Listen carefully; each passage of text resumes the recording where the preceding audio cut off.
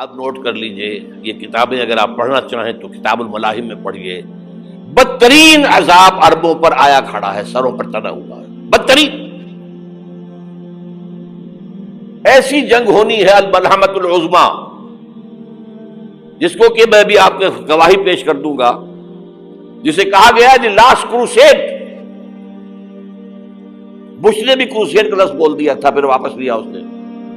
نکل جاتی ہے جس کے منہ سے سچی بات مستی میں، فقیہ مصلحت بھی سے اور ہندے بادہ خار اچھا.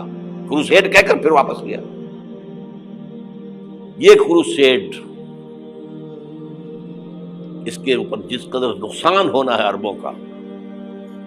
گریٹر اسرائیل بنے گا، یہ عراق، شام، اردن، سعودی عرب کا کچھ شمالی علاقہ، ترکی کا جنوبی علاقہ، مصر کا صحرائے سینا، اور اس کے ساتھ ہی جو بہترین اس کا زرخیز ترین علاقہ ڈیلٹا آف نائل، یہ سب یہودیوں کے قبضے میں جائے گا. اس کو حدیث میں کہا گیا الملحمۃ العظمیٰ. عیسائی 80 علم لے کر ہے مسلمانوں تم پر حملہ آور ہوں گے، اور ہر علم کے نیچے 12,000 فوج ہوگی، 9.5 لاکھ فوج. یہ نیٹو کی تیاری کس کے لیے ہو رہی ہے؟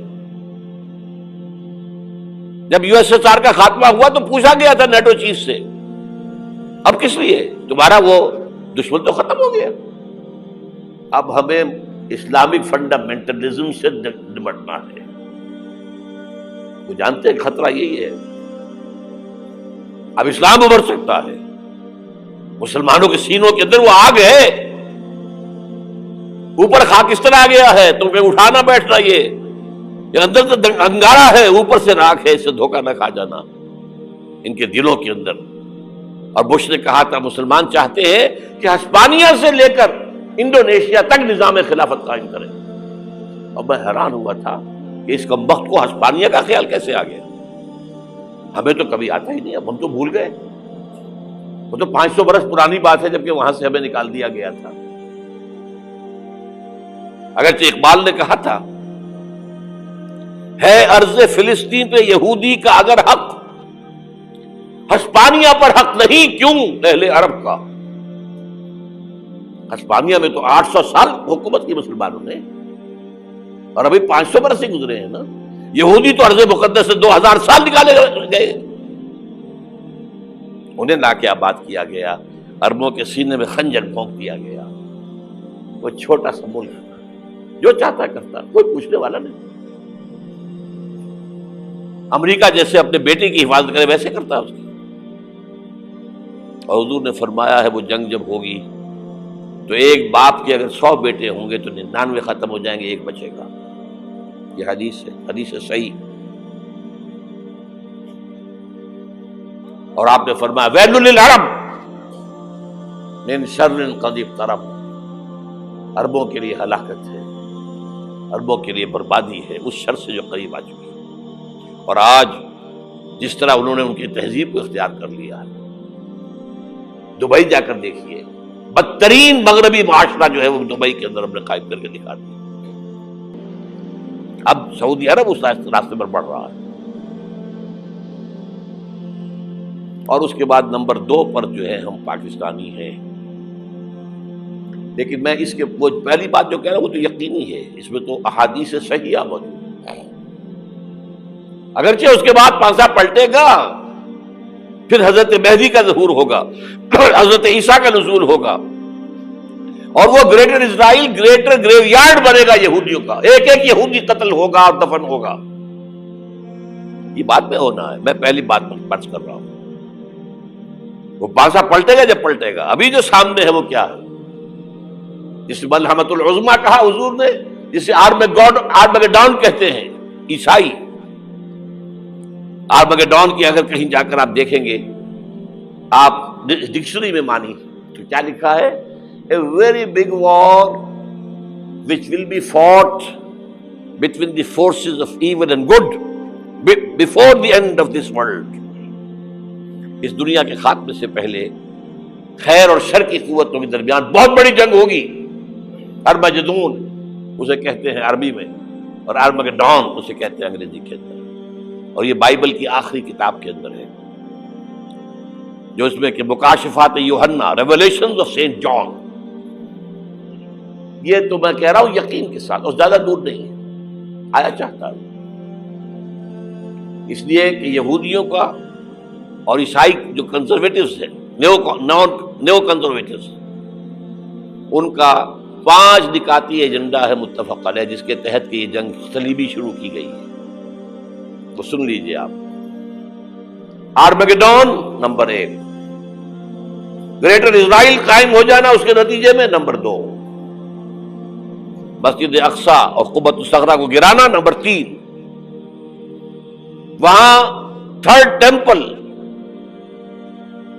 وہ مسجد جو حضرت سلیمان نے بنائی تھی 1000 قبل مسیح میں، پھر برباد کی تھی نبوکدنضر نے، دوبارہ بنائی گئی، پھر دوبارہ ختم ہوئی 70 عیسوی تک گری پڑی ہے. ان کا خانہ کعبہ گرا ہوا ہے 70 عیسوی سے لے کر آج تک. ایک دیوار ہے ویلنگ وال، جہاں جاتے ہیں، روتے ہیں، پیٹتے ہیں، ماتم کرتے ہیں، وہاں وہ بنے گا 3rd ٹیمپل. اور نمبر 4، اس میں لا کر رکھا جائے گا تخت حضرت داؤد کا. یہ تخت کہاں ہے اس وقت؟ یہ لندن شریف کے اندر، جو ان کی پارلیمنٹ کا جو چرچ ہے، ویسٹ منسٹر ایبے، اس میں رکھا ہوا ہے. ایک پتھر تھا جس پر بٹھا کر حضرت داؤد کی تاج پوشی ہوئی، پھر حضرت سلیمان کی ہوئی، پھر وہ پتھر رکھ دیا گیا جب حضرت سلیمان نے بنایا ہیکل مسجد اقصی، وہاں رہا وہ. ہر بادشاہ جو تھا یہودی اسی کے اوپر بٹھا کر اس کی تاج پوشی ہوتی تھی.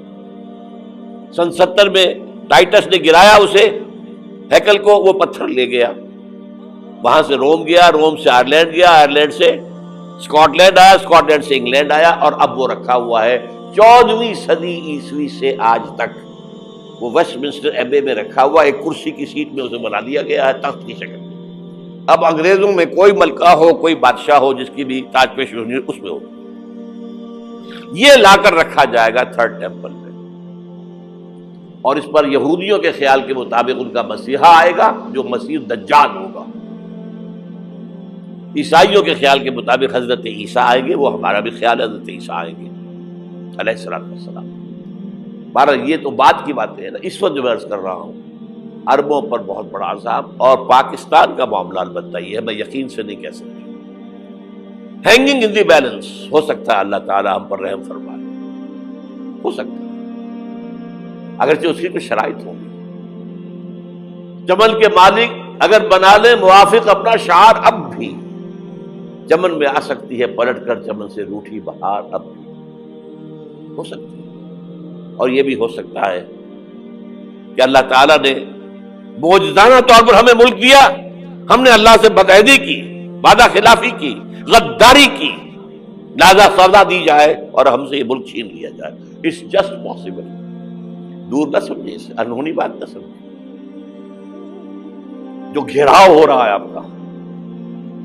آپ کے مغرب میں نیٹو فورسز اور مشرق میں بھارتی فورسز گدھوں کی طرح بیٹھے ہوئے انتظار کر رہے ہیں پاکستان اور ڈسٹیبلائز ہو جائے، یہاں اور بدامنی ہو جائے. اب لاہور میں پھر آج دھماکے ہو گئے ہیں. 2 دن پہلے کا دھماکہ میں سہ کے آیا ہوا ہوں، آپ کے سامنے بیٹھا ہوں. وہ جانیں بچی ہیں جو ہماری اکیڈمی کا حشر ہوا، وہ تو میں آپ کو نہیں بتا سکتا. یہ سارا کیوں ہو رہا ہے؟ تاکہ یہاں بدامنی ہو جائے اور ہمیں جواز مل جائے. مغرب سے نیٹو فورسز داخل ہو جائیں، مشرق سے بھارتی فورسز آ جائیں، اور ہمارے ایٹمی دانت توڑ کر اور پھر ہمیں بھارت کے سامنے ڈال دیا جائے. نو ڈو ایز یو لائک. یہ ان کا نقشہ ہے. ہوگا کیا وہ اللہ جانتا ہے.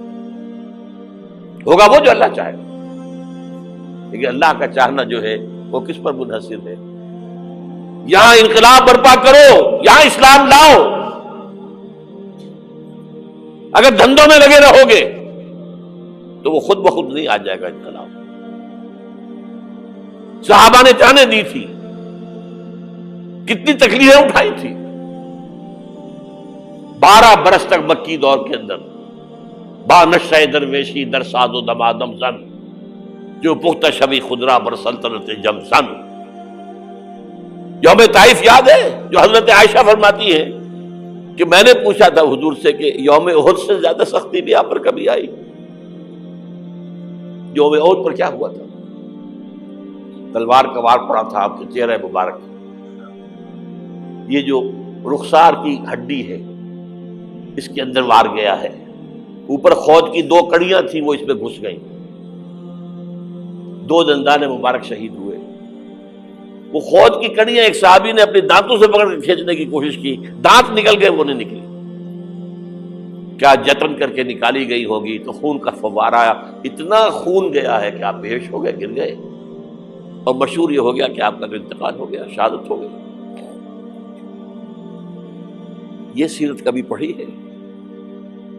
حضرت عائشہ کے ہوش کا تو یہی دور تھا نا، یوم طائف میں تو آپ کی کیا تھی، بچی تھی، انہیں کیا پتا کیا ہو رہا ہے حضور کے ساتھ۔ 3 دن تک حضور مکے کی گلیاں اور وہاں کے اوباش لوگ پتھراؤ کر رہے گئے تھے اس امید میں کہ شاید وہاں کا کوئی سردار ایمان لے آئے، تو یہاں تو ابو طالب بھی فوت ہو گئے، یہی دنیاوی سہارا تھا، خاندانی سہارا تھا ابو طالب کے ذریعے، اور گھر میں ایک دلجوئی کرنے والی رفیقہ حیات تھی، وہ بھی، ان کا بھی انتقال ہو گیا۔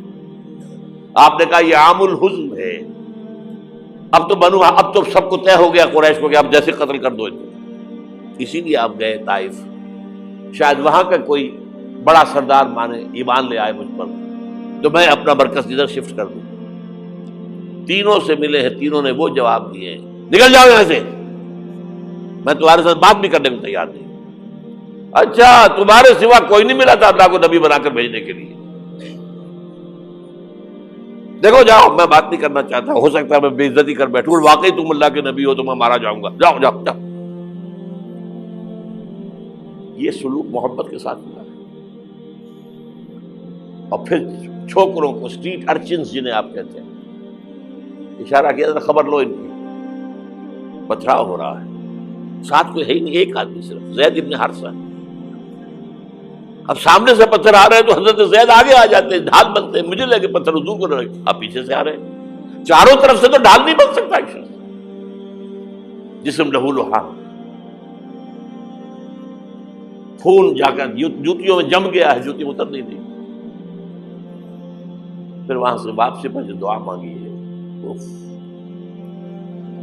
اللہم الیک اشکو ضعف قوتی وقلت حیلتی وہوانی علی الناس، اے اللہ تیری جناب میں فریاد لے کر آیا ہوں اپنے قوت کی کمی کا، اپنے وسائل کی کمی کا، اور جو ذلت و خواری ہو رہی ہے لوگوں کے سامنے، الا من تکلنی، مجھے کس کے حوالے کر دیا ہے، الا بعیدی یتجہمنی، یہ میرے اوپر ہجوم کر کے آ جائے، حملہ کرے، اور عدو من لگتا امرے، یہ دشمن کے حوالے میرا معاملہ کیا ہے، جو چاہے کر دے وہ۔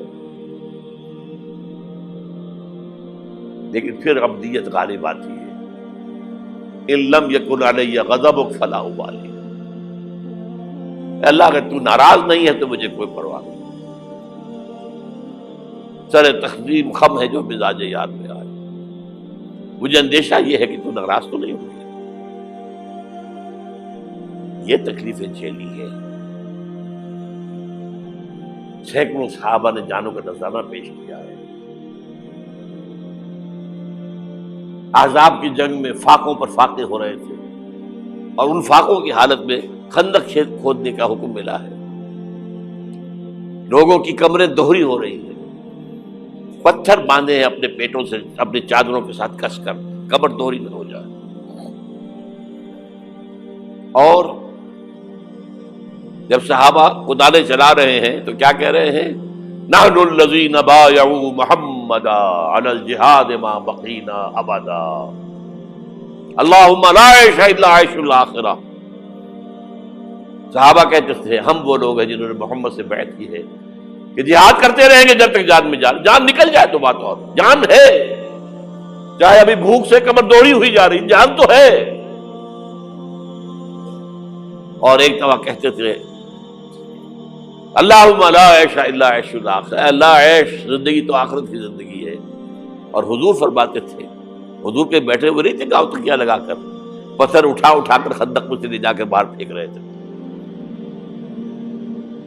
جب صحابہ کہتے ہیں اللہم لا عیش الا عیش الاخرہ، حضور فرما رہے ہیں فاغفر الانصار والمہاجرہ، اے اللہ ان انصار اور مہاجرین کی مغفرت فرما دو۔ پھر حضور کی خدمت میں کچھ لوگ آئے، حضور اب یہ فاقہ ناقابل برداشت ہو گیا، دیکھیے ہم نے یہ پتھر باندھے ہوئے اپنے پیٹ کے ساتھ۔ حضور نے کرتا اٹھا کر دکھایا، وہاں 2 پتھر باندھے ہوئے۔ یہ ہے سیرت النبی۔ آپ کس چیز کو سیرت النبی سمجھتے ہیں؟ بہرحال اس موضوع پر میری ایک کتاب ہے منہج انقلاب نبوی، کہ انقلاب کیسے آیا تھا۔ اگر دل میں ذرا بھی آرزو پیدا ہو گئی ہو کہ اللہ قبول کر لے مجھے قبول کر لے اس کام کے لیے، تو وہ کتاب آپ کے لیے مسٹ ہوگی، اس کا پڑھنا۔